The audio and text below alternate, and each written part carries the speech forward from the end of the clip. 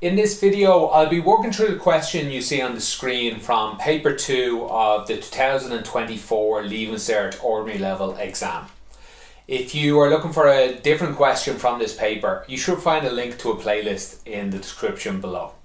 I'll be doing all this on a whiteboard, hopefully so it's similar to what you're used to your teacher doing in the classroom. But remember, this isn't a classroom, we're on YouTube, so take advantage of that. Use the pause button, rewind, fast forward, watch it in high speed or slow speed, whatever helps you out. If you do find this video or any of my videos useful, I would appreciate like, subscribe, all that stuff. What really helps out the channel the most is though sharing it with someone that might find it useful. Question 5 is all about a normal distribution and using the empirical rule. They give us a story about a large group of 17-year-olds who were asked how many hours sleep they get, and this is what that information looks like. The middle 68%, so all the 68% of them that are in the middle slept between 7.2 hours and 8.4 hours. That's what this is showing here.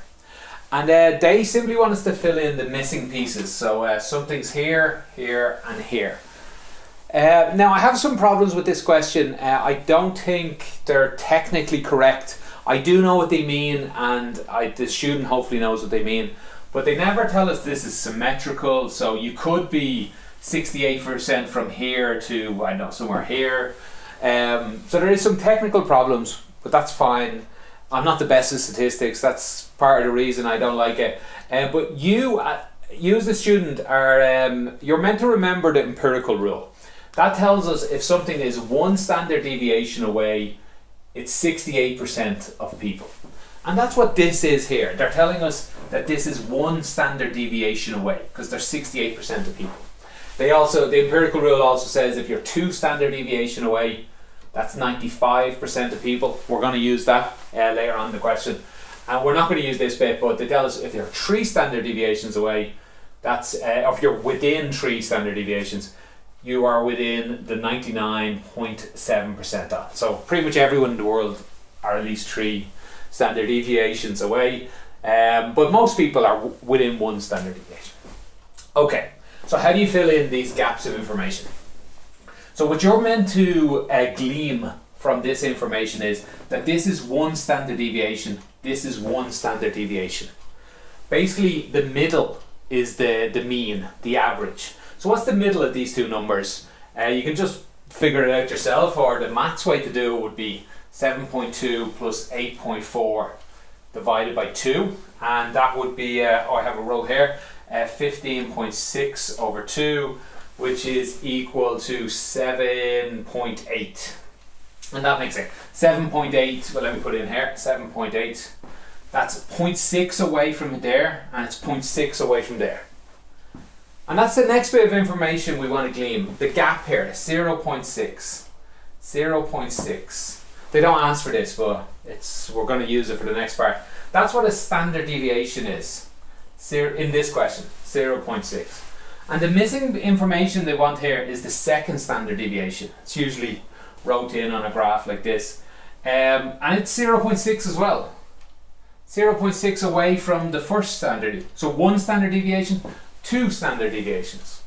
So what's another 0.6 down? That's 6.6.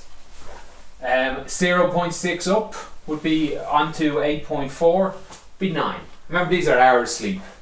So if you sleep between 6.6 hours and 9 hours, you're 95% of people do that. That's what this sort of information is telling us.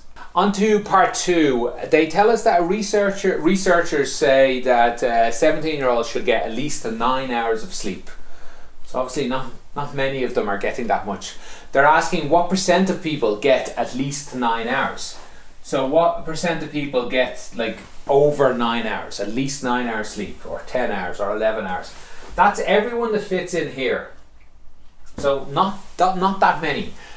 All the information we need is actually here. So 9 hours was 2 standard deviations. There's the middle, there's this line here was 1 standard deviation, and this line here was 2 standard deviations. They didn't tell us that, which is one thing I disagree with the question. I think they should have. This is 2 standard deviations here. So 95% are between here and here. Let me draw this again, actually, I think will help. 95% of people are between 9 and 6.6. All of it here is 95% of people. Let me put in 95. So what they're asking you is, how many people are here? A lot of students might say 5% instinctively, but remember there's also, it's the same number down here. So if 95% are in the middle, 5% must be here and here. So that leaves 2.5% down here. They sleep less than 6.6 hours, and up here is 2.5% of people.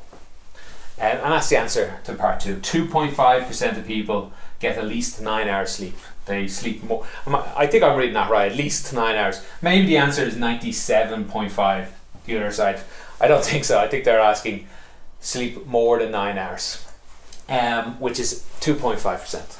Now, don't worry if you don't get that much sleep. We're all different. Owen in part B here, he decided to do a little test for himself over several weeks. So probably, let's say 5 weeks, he recorded every single night. Often, a lot of people have watches that can do this. What's the average number of sleep? And based on his calculations, he gets the recommended amount of sleep 10% of the time. So that's over 9 hours. 10% of the time, he gets over 9 hours. So part 1, they simply ask us, what's the probability that he does not get the recommended amount of sleep a particular night? So again, his data tells us that he gets the sleep 10%. Not getting the sleep is simply 90%. So not something is always just 100 minus that in percentages. So getting 10%, not getting 90%. Simple as that. Okay, in part 2 then, he says, beginning on a Sunday night, Owen records his sleep each night to find the probability that Owen gets the recommended amount of sleep for the first time on Tuesday night. Very weird question. A lot of probability questions are like that. They're just asking you tricky things to get you to try and figure stuff out. Sunday, Monday, Tuesday, we'll put Wednesday. I'm not going to use Wednesday, I'll put it in anyway. So what they're asking you is, what's the probability that on Tuesday night he gets the recommended amount of sleep for the first time? Well, let's take each night on its own. Tuesday night he has to get the recommended amount of sleep. That's a 10% chance. Monday night, well, remember Tuesday has to be the first night to do it, so he has to fail on Monday night, and the chances of failing are 90%. Sunday night, again, he has to succeed on Tuesday, so he has to fail on Sunday. Well, if he wants to succeed for the first time on Tuesday, he has to have failed. So again, there's a 90% chance he failed on Sunday. So they're asking for the total probability of this happening. Well, we just multiply these numbers together. You can multiply percentages, but it's much more common to multiply the decimals. 90 is 0.9. 90 is 0.9. We're going to multiply these together, and 10% is 0.1. If you multiply all them together, you get a 81, still 81 with a 0 in front now. So 0.081, or write that as percentage, multiply by 100, we'd get 8.1%.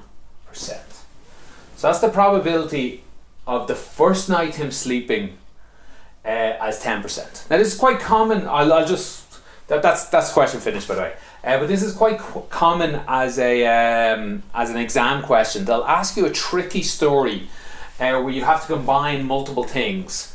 They might tell you, okay, the first night he's going to succeed, write that percent. The second night they're not going to succeed. The third night they are, and so on. You might have to do this. You will have to do this every exam. But you might have to do what they've asked you to do here is decipher the English, and that's the hardest bit. The English is probably the hardest bit to have got that out of it. But what they really said in their English is fail, fail, succeed. That's when they asked what's the probability of him succeeding for the first time on Tuesday? Well, it must have been fail, fail, success. One last bit I didn't say there. They said in the question, assume the number of hours of sleep Owen gets on different nights are independent. I didn't mention it because you didn't have to worry about it. All that means is this doesn't make sense, the question, unless they wrote that line. Because if I didn't get enough sleep on Sunday and I didn't get enough sleep on Monday, the chances are I'm going to get more and more tired. I'm going to get more sleep eventually. So it really should be 90% and maybe 85% and maybe 20%. But they've told us they're independent, this person, doesn't matter what happened the night before. That's all that means. Anyway, that's question 5 completed. If you have any follow-up questions, let me know. I'll do my best to get back to you. Thanks for watching and have a great day.